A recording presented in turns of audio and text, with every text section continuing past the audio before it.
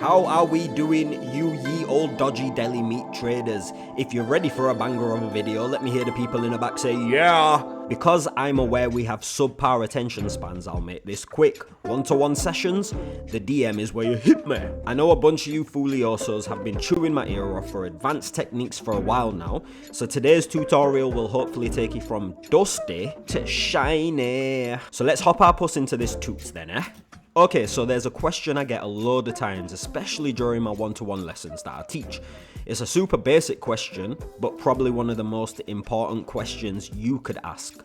And that question is, how do I set my exposure correctly? It's genuinely one of the most important questions you can ask as a colorist, especially once you've converted that footage from log, the type of log your dog wouldn't even grab whilst at the beach, to Rec 709. And there's honestly so many bloody ways to go about it and elements that can overwhelm you, such as the primaries, lift gamma gain, then HDR wheels, the custom curve, the contrast ratio, then adding even more depth through shadows and highlights, and then having to go back and rebalance, especially when you start to introduce more of a look and saturation. It's a lot. The list is long. Longer than my list no good there. Actually, Shepherd strudel is a sizable strudel. But we digress. You constantly have to consider way too many things. So let me put these examples into real time by showing you the soon to be outdated recipes, those overly laborious processes of how to get from A to B, or C, whichever letter you fancy, you dirty mutts. Right, so what I have here is a very basic tree. What I've done is I've just grouped a couple of nodes together into these compounds. But the important thing is that I've converted this from log to Rec 709, and I've set my white balance to linear just so I can quickly adjust the white balance here. So let's just take that white balance and clean this up, shifting from a slightly greener image to more of a warmer natural image, somewhere around about there. Now we can move on to exposure. So when I'm looking at the exposure, I'm looking at the highlights in the back. Obviously they're not as important, but I do want to protect them. As you can see on the scopes, they're starting to get very close to the top, and we're borderline maxing them. So I've got to be able to control them and reel them back. So I'll start with that. I'll take this gain and I'll come down a touch, but as you can see, as soon as I do that, it's also then affecting where he lives, so then I'm gonna have to raise up the gamma to compensate for that. But then certain darker hues and tones are starting to become washed out, so I'm gonna have to go into my lift and bring that down, and then maybe add a bit more gamma, drop the lift a tiny bit, and then I think I can bring the highs down a touch, add a bit more gamma. Option number one, right, which is very, very laborsome. It's long. I'm probably gonna have to come back into this process, especially when I start to introduce other elements. Away from that, we're going to have to add some contrast into this. So if you don't know where your middle gray is, you're going to go in and you're going to create a bunch of points. So if you're not doing it off your own accord, you can add default anchor points. And if you're wanting those matted blacks, you're going to raise up the bottom end, then you'll start bringing this down. Then you might lift up this area here, and then you might lift up the top end. You'll play around with it. This is starting to get way too crunchy, but I need contrast in this image. So then you're going to probably go back in, add even more points into this. And this, honestly, is not sustainable. Like, look at what it's doing to his lips, and I've only just started adding contrast into this image. Like, this is the beginning, and you can see we're starting to then lose his skin. I like what it's doing to the buildings. I like what it's doing to the highlights, but as I said before, this is going to fuck with our exposure. So where I set it, it no longer remains there. So now I'm gonna have to go back, and I'm gonna have to bring those highlights down. I'm gonna have to lift up the gamma a touch, just so the buildings and his top don't fall into oblivion. And then I'm gonna have to start bringing that lift back up, and I'm gonna have to park it somewhere there for now. Now I might want to add a little bit of contrast ratio, so what I'll have to do is, if I go backwards on myself with the slider, and then I can take the pivot and either open this image or close it down, and it's softening this, so I can now go back into my custom curve and play around with some of these points. This is long, right? This is long. Like, I'm not saying it's an invalid process, but our jobs as colorists, you want to protect the image, but you want to get from A to Z said, as quickly as possible, and this is not gonna get you there. So if I just reset this, if I'm just gonna come away from this, and then I'll probably have to do the contrast again, but I'm gonna reset my primaries and I'm gonna jump into my HDR wheel. So I know that the light controls those highlights in the back, so I'm gonna start bringing it down to maybe about half a stop there. I like where he's at, so I'm just gonna give him a little boost, and then I'm gonna take those darker elements and I'm gonna start dropping that down. And then when I start to add some more contrast into this, again creating some points, it's still gonna be a balancing act, and this isn't gonna speed up our workflow at all. This in essence will add even more time onto our workflow, which leaves a lot of colorists tired by the time it comes to working on other shots. But more importantly, we're not protecting where the exposure was set. So if you're working on a project that had a DOP that set their middle gray point for the exposure and they wanted you to protect it in software, you first and foremost don't know where the middle gray lies here. Hopefully you've gone into your project settings, you've set your color management to DaVinci wide gamut, which when you come to determine your middle gray will provide the indicator of where it lives specific to your image. But you don't know how to identify that, you don't know where to find that. Unless you got some other tools which can provide that information, it's going to be very difficult. But more importantly, even after taking you through these processes and steps, it still doesn't answer the question of how do I know my exposure is right. This is where I'm going to introduce you to QT charts, and anyone who seriously wants incredible grades, those head-turning grades where it slides your puss into the upper echelon, that higher stratum of creative authority, juice, clout, impact, and dominance. This is how you're going to do it, and do it you shall fast. So I'm gonna go back and I'm gonna show you this. This in comparison to this, massive contrast. We're looking at the highlights, you might think, wow, those are bright, but this image is so protected. Considering this is a fashion look, we're creating a very high key look within minutes. So initially I have to go in and do some initial balancing, right? Not much, but once I've parked it, I don't have to worry about it, because when I go into this and I start to play around with my other tools, I know that my image is protected. So when it comes to answering those questions of how do we actually know when our exposure is correct, the tools that we're getting through QT charts is amazing. So if I just go into, I'm gonna actually pop out of this one, go into this. If I just go into my output monitoring and first enable my false color, you can see that nothing, absolutely nothing, is exceeding 5 stops, which is fine. Once you're in 6 stops, that's territory that you don't want to be in. When I'm looking at middle gray, I've got a good variety of middle gray areas, especially on the building, in certain areas on his jeans, the car. We're protecting a lot of this image, and that's going to stay locked in when using the other tools to create this type of a look super fast. We're looking at the greens, so we know we're good and healthy when it comes to skin tones and other exposure limits. When I'm looking at saturation false color, there's nothing out there which is going to be able to mimic the saturation false color and show you where your saturation lies in your image, and if you're going way too far, or if you've got scope to be able to push it some more. So one of the biggest gripes, especially when it comes to fashion projects, right? And I just want to take you from the other example to this, is when you start looking at this, you are introducing a tin into the car. This project was for Bentley and Picante. Picante being the fashion brand. So I have to protect this jumper, and I also have to protect this car, and I'm starting to introduce so many tonalities into this image, which is going to be a nightmare to remove. But then when I'm using the tools that I have within this, not only am I protecting the clothing, which is the hero product, I'm also protecting the car, I'm removing the tints, and I'm not having to go through those laborsome methods to get there. But coming back onto exposure for a second, right? If I just enable my negatives indicator, once this is enabled, it will tell you if it's falling below that 0 value, which means you're in the danger zone. If nothing is popping up,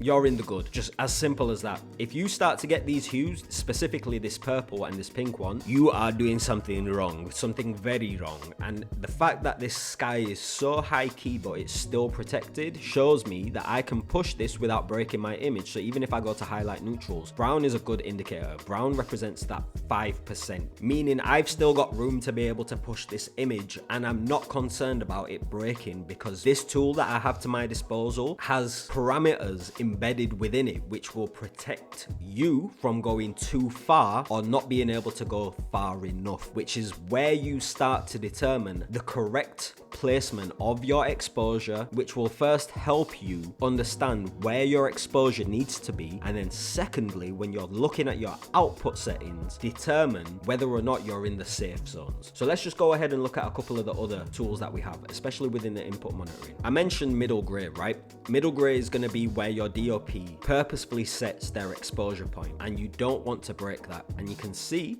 that I've protected my middle gray within this, especially when it comes to the exposure. So when I go ahead and play with other tools, you can see that my middle gray point, especially within the curves, when I'm pushing the contrast and I'm playing around with the exposure, my middle gray point is still intact. So then I can go ahead and take these functions and start to tweak them. And if you just keep your eye on the scopes itself, I'm just going to bring up these scopes for you so you have more insight as to what's happening. So keep your eye on the scopes. I'm going to take the highlight slider and we're going to affect the sky, even though we've not maxed it out and we're still in the safe zone. If you wanted to reduce that, I'm going to show you, if I just start bringing this down, look at how it's protecting those highlights in the scopes. And then for instance, if I wanted to maybe add a little bit more contrast in the midsection of this, keep your eye on this middle point when it comes to the contrast curve itself. If I go back, I'm reducing the amount of mid-tone contrast, but if I start to push it, you can see that middle point isn't moving, it's locked, and my exposure point is protected no matter what I do. Even with the undertones, if I wanted to give them a slight lift, if I'm thinking, right, well, this is too dark for me, yes, I do have truer black points, but I do want to still lift it up. All I need to do is go into this undertone slider and start raising that, and you can see that the curve is gentle. You're not having to go in and create 1,001 points before you can even start tweaking this and then have to worry about how's it going to affect my product, how's it going to affect the car, how's it going to affect the sky, how's it going to affect the building. Everything is protected, and this is what QT charts allows you to be able to see, especially when it comes to the exposure ramp as well. Look at the gradation. Yes, we have tints within this. That's purposeful because there's also a look attached to this image, but nothing is harsh, nothing is falling apart. The steps of this are still very soft. And then one of the other tools that you have access to, which is super crucial, how did I protect this car and how did I protect the highlights without introducing a massive tint into these areas, such as this magenta cast that you can start to see within the silver of the car? I use this gradient chart. And the amazing thing about this, you can see here, top right corner, we're starting to get a little bit of leak coming through, which I'm okay with when it comes to this image. I'm just going to be totally transparent. But if I just minimize this, for example, I'm going to reset what I actually did here. This was the look. And you can see as soon as I've reset that, it starts to reintroduce those tints into the sky, into his skin, into the jumper, into the car. And all I need to do is bring the slider up and then start to balance it out. And if I go into full screen now and do that again, keep your eye on this top row. This here in the top right and top left represents your highlights. These leaks represent infiltration of hues that you don't necessarily want in your overall look. So if I start to then lift up that silver contrast a touch and then introduce blending, we're cleaning up those highlight points. If you want to go further, you can go further. And I'm going to minimize this. That's how I'm protecting my highlights and other areas of this image that you won't have control over, like this when it comes to your log wheels in your highlights and your shadows. Because another key element of your actual exposure is to be able to make sure you have clean black points and clean white points, but being able to add more depth and roll off into those points. And this is going to enable me to do that. So then if I want to go back into my exposure points where I have these sliders that represent the darkest regions, the undertones, the middle regions, the highlights, the most specular areas, I can then go into it and say, all right, do I want a little bit more white tonality in there? Cool. But I do want to bring back some of that highlight, so I can start pulling that back. I'm looking at the middle contrast and I'm thinking I could maybe reduce that a tiny bit. I could start pulling that back a bit. Look at the depth it's still keeping in his skin and in his jumper. Being able to do this with just primaries, HDR wheels, your custom curve, contrast ratio takes so many hours. Understand that I did this without this tool, and then when I'm doing this with this tool, I'm thinking, where the hell was this when I needed it for this Bentley and Picante project? Away from that, I might think, all right, well, my exposure looks nice. I'm a massive fan of where my contrast lives. I just want to bring it back a touch. All I need to do is go into my curves blend, and this works as if it's in camera. I'm just going to start bringing that back a touch, and we're blending our contrast choices primarily for exposure. And that's before I've even gone ahead and done any color work. The question we started off with is, how do I know that my exposure is set correctly? And how do I know that I've maintained my exposure throughout all of my work? I'm looking at the car, it's great. I'm looking at his skin, I know it's great. I'm looking at the buildings and the highlights. We're good, we're safe. This is money, this is good for me. So then if I want to determine if this is gonna be okay for when it's rolled out and it's not gonna look dodgy on anyone's screens, I can take a quick look at my skin tones and make sure that they're falling within the right space. I can take a look at this negatives indicator and nothing is jumping out to say this is gonna flag up and cause you a problem if it's online or going through a distributor. I can take a look at my false color. Everything's within the right exposure limits. Nothing is crushed at all. Nothing is overexposed at all. I'm nice. I can take a look at my highlights and see I've still got room. I've got tons of room. And that's how, as professionals, you can determine super quick where your exposure needs to live and where it should be. Let's jump into another shot and see what that's doing.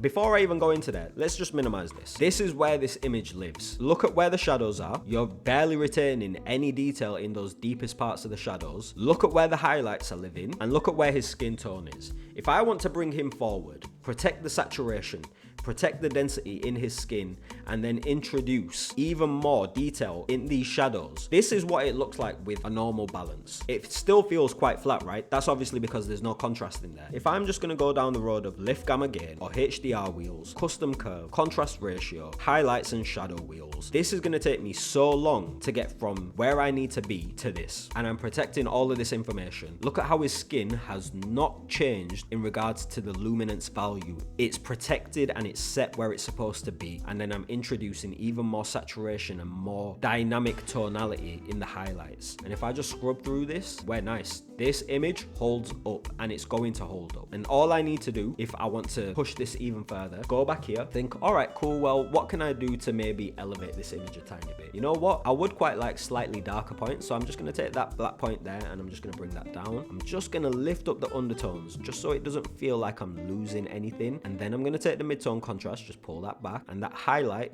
I'm just going to bring that down a tad, just so I'm protecting everything outside here. And that's before I've even done any RGB work. And then I like where this is at. I just want to pull it back a tiny bit. I'm just going to blend my curves. Tell me where you've had the option to be able to blend your curves. Tell me how you would go about blending your contrast work. I'm waiting. Exactly. You can't, because you can't do it without certain tools. And one thing you need to remember about me, right, is I've given you guys so much free things. Think about the 3 hours of my time I've provided as giveaways. Think about certain other tools that I've bought to receive licenses for so I can give them away for free. If there's anything you ever take from me, take this point. If you don't invest in yourself, how can you expect anyone else to invest in you? Especially if you want to start making money from your creative work. All right, cool. You bought the license for DaVinci. What next? All right, cool. You bought the fancy camera. What next? All right, sick. You maybe bought a few LUTs, but they're not holding up to your expectation because they're not stress tested and there's not much flexibility in them. What next? If you're going to invest in things, especially for your creative workflow, they have to be things that are going to serve you consistently moving forward. So what I'm going to do very quickly before I wrap this up is I'm going to go back into my editing timeline, and there's a shot that I want to see what would happen if I pull this shot forward, and it's this shot. So I'm just going to pull this forward. Before I even apply anything, I want you to remember this Bentley here is racing green, so I have to protect that. This leather jacket is a deep brown jacket, and then you got these hues in the back because it was autumn. So now if I go back into my power grade and I just select this, so now if I go into this, I know that I need to stretch this image. I need darker black points, I need slightly more high key highlights, but I want them to still feel warm, and I need a lot of mid-tone contrast here to create depth in the most important part of this image. So where I'm going to start first is my mid-tone contrast, and I'm just going to use that slider just to crank it up a tiny bit. And this saturation doesn't feel egregious. Like, I'm looking at it and I'm not thinking, I don't like the way that this saturation is rendering within this image. It's really nice. And then I'm looking at the highlights and I'm like, let me just protect them a touch. So let me go into the highlights, just bring that down. Let me go into the black points, just bring that down so it cleans up a tiny bit as well. I don't need to do much here. And I can take the undertones and I can either go back on myself or I can lift them up. But because I want this to still feel quite dynamic when I'm looking at it, I might just leave it somewhere around about here. And look at how much I've been able to do in terms of exposure, specifically contrast work, whilst protecting everything. I've protected the green and nothing's gone out of sorts. I've protected the cars and the orange hues that are more indicative of autumn, the highlights, his skin tone, everything is nice. and it holds up, especially when you play back. And guess what? I literally just chucked my power grade onto that and I forgot to expose it. I literally just forgot to expose it. You've seen it in real time. And look at how good this looks as a base. So even if I was to just go back in here quickly and think, all right, cool, let me just bring that down. Let me just lift that up a tiny bit and just add a little bit there. And then I could do something like this. I've still protected my middle gray. I'm pretty certain of that. And I've protected everything else around it as well. And this is why you need this. If you want to seriously figure out how to protect your exposure, how to set it correctly, and not have any exposure shifts throughout your process, this is what's going to get you there. Consider this as our first pro vid in our advanced series. There's so many more tools that I'm going to be taking you through over the next few weeks of how I, as a working colorist that's cooked for Montclair, Man City, Picante, Bentley, Nike, etc., developed advanced looks without having to stay up until stupid o'clock, sacrifice my weekends and feel like a slug in a shell. But I wanted to start with what I think is the most important tool you should go get immediately, because it's the number one question that I get when teaching. Every problem has a solution. Remember that. And QT Charts is that fix for your crack addiction, essentially. So go click the link in the description, and because I'm always saving you a bunch of spendoolies, there's even a discount. And you already know how we end this each and every time. All right, cool. Chef Odd. Peace.